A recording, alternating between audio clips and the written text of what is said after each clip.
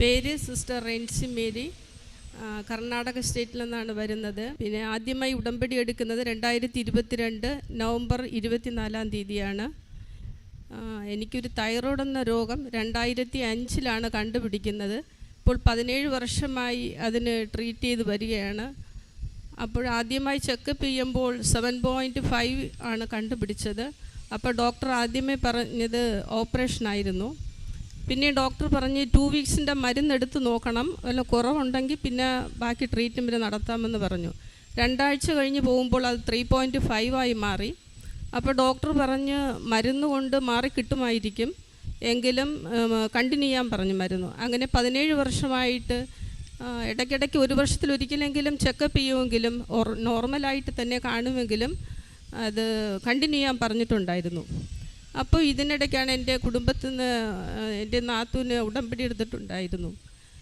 ഉടമ്പടി നാത്തൂനെടുത്തെങ്കിലും ഞാൻ അവളുടെ നിന്ന് പ്രത്യക്ഷീകരണ പ്രാർത്ഥനയൊക്കെ വാങ്ങിച്ച് രാവിലെയും വൈകിട്ടുമൊക്കെ ചൊല്ലുമായിരുന്നു. അങ്ങനെ ചൊല്ലുന്നിടയ്ക്ക് എനിക്ക് ഈ കൃപാദർശനത്തിലെ സാക്ഷ്യം യൂട്യൂബിൽ കാണാനിടയായി. ആദ്യമൊക്കെ വലിയ കാര്യമില്ല, പക്ഷേ ഇതിനെ ഒന്നും മോശമായിട്ട് ഞാൻ പറയുകയോ ചിന്തിക്കുകയോ ഇല്ല.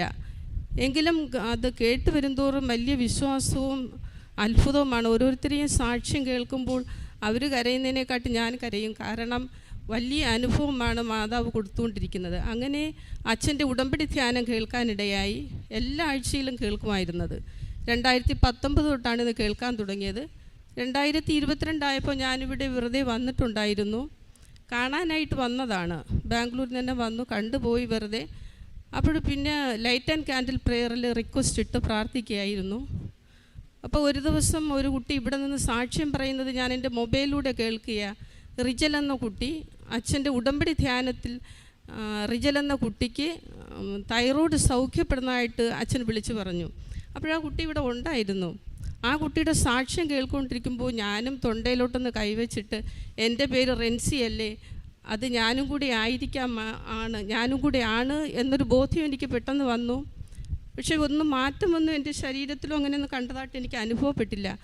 ഒരാഴ്ച കഴിഞ്ഞപ്പോൾ വളരെ അത്ഭുതകരമായിട്ട് തണുത്ത ഭക്ഷണം കഴിക്കും, അല്ലെങ്കിൽ ഐസ്ക്രീമൊക്കെ കുടിച്ചു കഴിഞ്ഞാൽ തൊണ്ട ഭയങ്കര വേദന, കോൾഡ് 17 വർഷമായിട്ട് അത് അങ്ങനെ സ്മെല്ല് വരും മൂക്ക് പഴുത്ത് കഴിയുമ്പോൾ. അപ്പോൾ അങ്ങനെയൊക്കെ ഭയങ്കര അസ്വസ്ഥതയുള്ള ഒരാളായിരുന്നു. 17 വർഷമായിട്ട് ഒട്ടും തണുത്ത വെള്ളം കുടിക്കത്തില്ല, എപ്പോഴും ചൂടുവെള്ളം. അങ്ങനെ കുടിച്ചുകൊണ്ടിരുന്ന എനിക്ക് ഒരാഴ്ച ഈ സാക്ഷ്യം കേട്ട്, റിജലിൻ്റെ സാക്ഷ്യം കേട്ട ശേഷം എനിക്കൊരു അസ്വസ്ഥതയില്ല. എല്ലാ വെള്ളവും കുടിക്കും, ഫ്രിഡ്ജിലിരിക്കുന്ന വെള്ളം. അങ്ങനെ എൻ്റെ ശരീരത്തിൽ ശരിക്കും ഒരു മാറ്റം മനസ്സിലായി. അപ്പോഴാണ് എനിക്ക് അനുഭവപ്പെട്ടത് ആ റിജലിനോടൊപ്പം അച്ഛൻ്റെ ഉടമ്പടി ധ്യാനത്തിലും ഞാനും പങ്കുകൊണ്ടല്ലോ എന്നൊരു ചിന്ത വന്ന് സൗഖ്യം അനുഭവപ്പെട്ടത്. ഇപ്പോൾ 10 മാസമായി മരുന്നൊന്നും കഴിക്കുന്നില്ല, വളരെ നോർമലാണ്. ശാരീരികമായി ഒരു അസ്വസ്ഥതയും ഇല്ല. ഇതിനു വേണ്ടിയാണ് ഞാൻ ബാംഗ്ലൂരിൽ നിന്ന് ഇങ്ങോട്ട് വന്നത് സാക്ഷ്യം പറയാനായിട്ട്. ഈ വലിയ സാക്ഷ്യം പരിശുദ്ധ അമ്മയും ദേവകുമാരനും എനിക്ക് നേടിത്തന്നതിന് പ്രത്യേകം നന്ദിയും സ്തുതിയും പറയുന്നു.